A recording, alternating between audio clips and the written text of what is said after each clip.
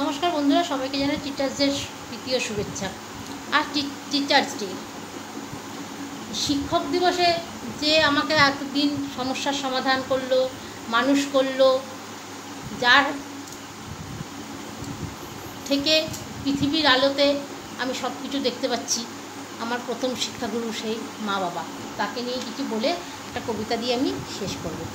আমার জীবনের প্রথম শিক্ষক আমার মা, আমার বাবা, যারা তাদের সমস্ত সুখ শান্তি বিসর্জন দিয়ে আমার পেছনে সমস্ত ব্যয় করেছে এবং আমার সমস্ত সমস্যার সমাধান করেছেন।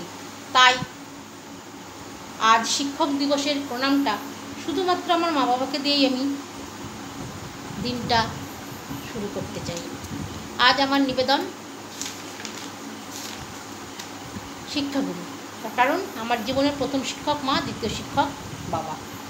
আমার প্রথম শিক্ষাগুরু জন্মদাত্রী মাতা, দ্বিতীয় গুরু যিনি ছিলেন তিনি আমার পিতা। অ আ ক খ দিয়ে শুরু আমার প্রথম পাঠ। বাবা মোড়ে চিনিয়েছিলেন সকল মাঠঘাট।